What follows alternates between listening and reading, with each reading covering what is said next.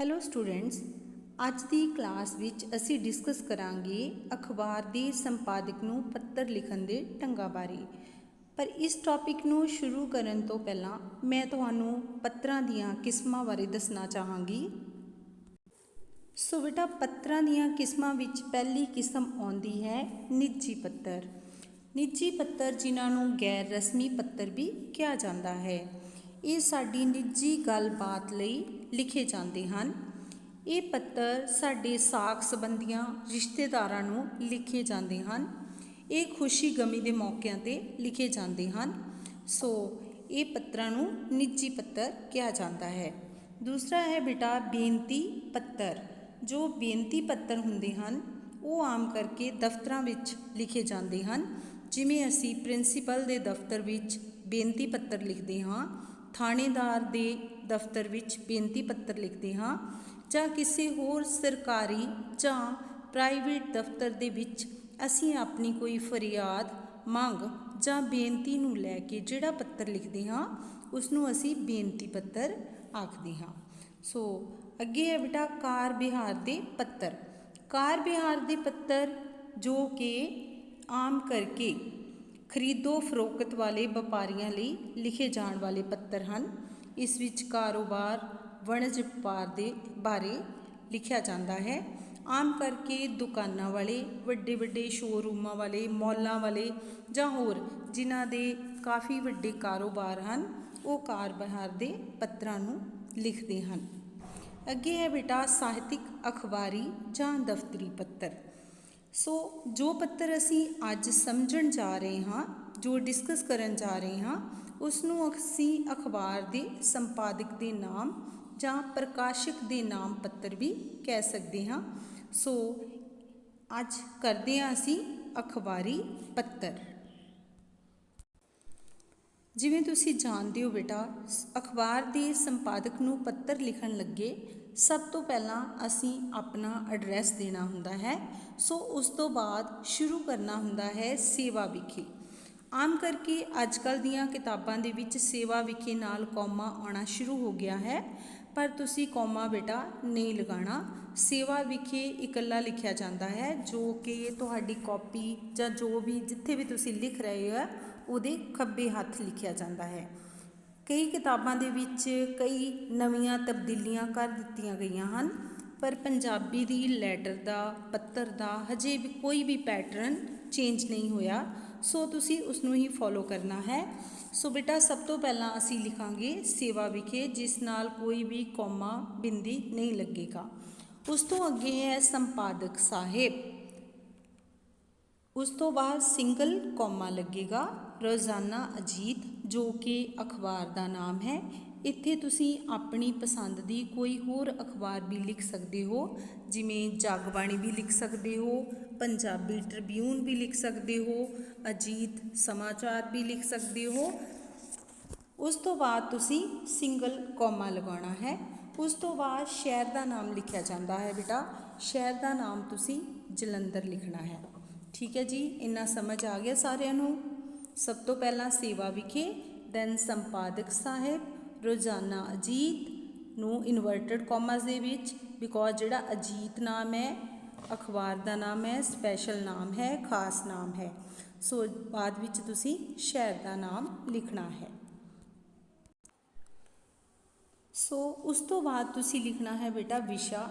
ਜੋ ਵੀ ਤੁਹਾਨੂੰ ਹੈਡਿੰਗ ਦਿੱਤਾ ਗਿਆ ਹੈ, ਜਿਵੇਂ ਨਕਲੀ ਦਵਾਈਆਂ ਦੀ ਵਿਕਰੀ ਬਾਰੇ ਕਿਸੇ ਅਖਬਾਰ ਦੇ ਸੰਪਾਦਕ ਨੂੰ ਲਿਖੋ, ਤਾਂ ਵਿਸ਼ੇ ਵਿੱਚ ਤੁਸੀਂ ਲਿਖੋਗੇ ਨਕਲੀ ਦਵਾਈਆਂ ਦੀ ਵੱਧ ਰਹੀ ਵਿਕਰੀ ਬਾਰੇ। ਸੋ ਵਿਸ਼ਾ ਜਿਹੜਾ ਹੈ ਤੁਹਾਡਾ ਖਾਸ ਸ਼ਬਦਾਂ ਦੇ ਵਿੱਚ, ਘੱਟ ਤੋਂ ਘੱਟ ਸ਼ਬਦਾਂ ਦੇ ਵਿੱਚ ਸ਼ੁੱਧ ਅਤੇ ਸਪਸ਼ਟ ਲਿਖਿਆ ਹੋਣਾ ਚਾਹੀਦਾ ਹੈ। ਸੋ ਤੁਸੀਂ ਵਿਸ਼ਾ ਲਿਖੋਗੇ ਨਕਲੀ ਦਵਾਈਆਂ ਦੀ ਵੱਧ ਰਹੀ ਵਿਕਰੀ ਬਾਰੇ। ਇੱਕ ਹੋਰ ਮੈਂ ਤੁਹਾਨੂੰ ਐਗਜ਼ਾਮਪਲ ਦੇਵਾਂਗੀ, ਜਿਵੇਂ ਅੰਧ ਵਿਸ਼ਵਾਸ ਅਤੇ ਭਰਮ ਜਾਲ ਦੇ ਵਸਾਰੇ ਸੰਬੰਧੀ ਕਿਸੇ ਅਖਬਾਰ ਦੇ ਸੰਪਾਦਕ ਨੂੰ ਪੱਤਰ ਲਿਖੋ, ਤਾਂ ਵਿਸ਼ੇ ਵਿੱਚ ਤੁਸੀਂ ਲਿਖੋਗੇ ਅੰਧ ਵਿਸ਼ਵਾਸ ਅਤੇ ਭਰਮ ਜਾਲ ਦਾ ਬੋਲਬਾਲਾ। ਸੋ ਬੇਟਾ ਵਿਸ਼ਾ ਜੋ ਹੈ ਬਹੁਤ ਹੀ ਸੁੰਦਰ, ਸਪਸ਼ਟ ਅਤੇ ਸੋਚ ਸਮਝ ਕੇ ਘੱਟ ਸ਼ਬਦਾਂ ਵਿੱਚ ਲਿਖਿਆ ਜਾਂਦਾ ਹੈ। ਜਿਵੇਂ ਇੱਕ ਹੋਰ ਉਦਾਹਰਨ ਮੈਂ ਤੁਹਾਨੂੰ ਦਿਖਾ ਰਹੀ ਹਾਂ।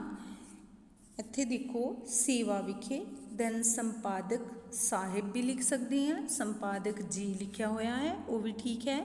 ਰੋਜ਼ਾਨਾ, ਰੋਜ਼ਾਨਾ ਦਾ ਮਤਲਬ ਹੈ ਰੋਜ਼ ਆਉਣ ਵਾਲਾ ਸਮਾਚਾਰ ਪੱਤਰ ਕਿਹੜਾ ਹੈ, ਉਸ ਦਾ ਨਾਮ ਜੋ ਹੈ ਬੇਟਾ ਕੌਮਿਆਂ 'ਚ ਲਿਖਣਾ ਹੈ, ਹਮੇਸ਼ਾ ਬਾਅਦ ਵਿੱਚ ਸਿੰਗਲ ਕੌਮਾ ਦੇਣਾ ਹੈ। ਐਂਡ ਪਟਿਆਲਾ, ਪਟਿਆਲਾ ਸਥਾਨ ਦਾ ਨਾਮ ਜਿੱਥੇ ਤੁਸੀਂ ਭੇਜ ਰਹੇ ਹੋ।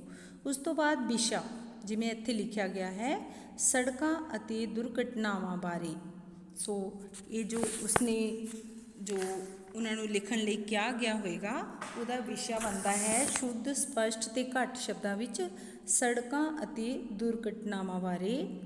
ਅੱਗੇ ਹੈ ਸ਼੍ਰੀਮਾਨ ਜੀ, ਵਿਸ਼ੇ ਦੇ ਬਿਲਕੁਲ ਥੱਲੇ ਖੱਬੇ ਹੱਥ ਸ਼੍ਰੀਮਾਨ ਜੀ ਲਿਖਿਆ ਜਾਂਦਾ ਹੈ। ਸ਼੍ਰੀਮਾਨ ਜੀ ਤੋਂ ਬਾਅਦ ਬੇਟਾ ਸਿੰਗਲ ਕੌਮਾ ਲਗਾਇਆ ਜਾਂਦਾ ਹੈ। ਇਸ ਤੋਂ ਬਾਅਦ ਆਉਂਦਾ ਹੈ ਤੁਸੀਂ ਲਿਖਣਾ ਕੀ ਚਾਹੁੰਦੇ ਹੋ। ਸੋ ਇਸ ਨੂੰ ਮੱਧ ਭਾਗ ਕਿਹਾ ਜਾਂਦਾ ਹੈ ਪੱਤਰ ਦਾ।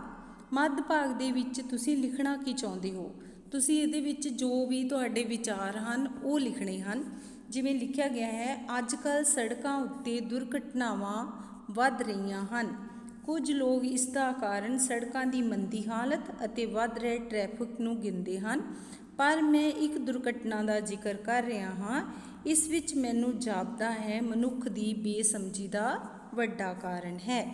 ਮੈਂ ਆਪਣੇ ਮੋਟਰਸਾਈਕਲ ਉੱਤੇ ਖਰੜ ਤੋਂ ਮੋਰਿੰਡੇ ਜਾ ਰਿਹਾ ਸਾਂ। ਮੈਂ ਬਿਲਕੁਲ ਖੱਬੇ ਹੱਥ।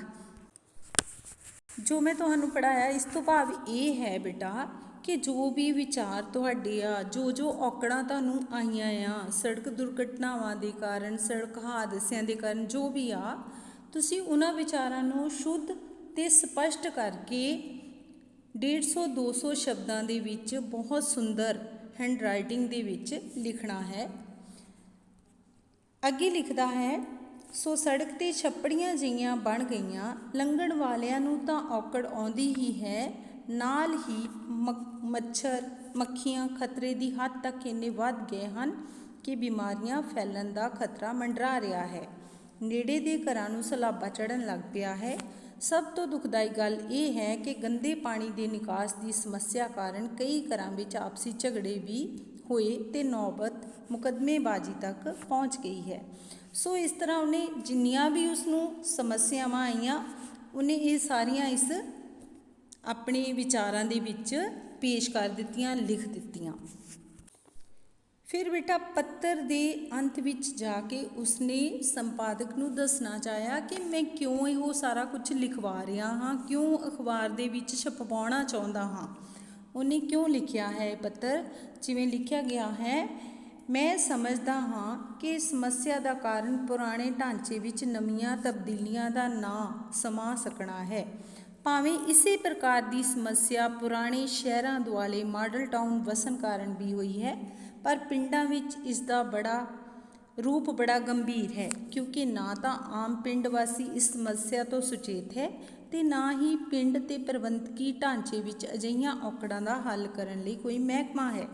ਸਮੁੱਚੇ ਪਿੰਡ ਦੇ ਪ੍ਰਸੰਗ ਵਿੱਚ ਇਮਾਰਤਾਂ ਦੀ ਉਸਾਰੀ ਸੰਬੰਧੀ ਕੋਈ ਯੋਜਨਾ ਨਹੀਂ ਹੈ।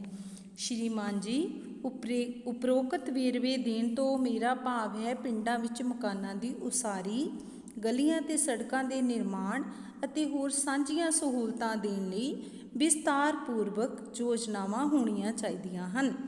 ਹੁਣ ਜਦੋਂ ਕਿ ਪਿੰਡਾਂ ਉੱਤੇ ਸ਼ਹਿਰਾਂ ਦਾ ਪ੍ਰਭਾਵ ਤੇਜ਼ੀ ਨਾਲ ਪੈਣਾ ਸ਼ੁਰੂ ਹੋ ਗਿਆ ਹੈ, ਪਿੰਡਾਂ ਦੇ ਸਮੁੱਚੇ ਢਾਂਚੇ ਦੀ ਹਰ ਪੱਖੋਂ ਯੋਜਨਾਬੰਦੀ ਹੋਣੀ ਚਾਹੀਦੀ ਹੈ।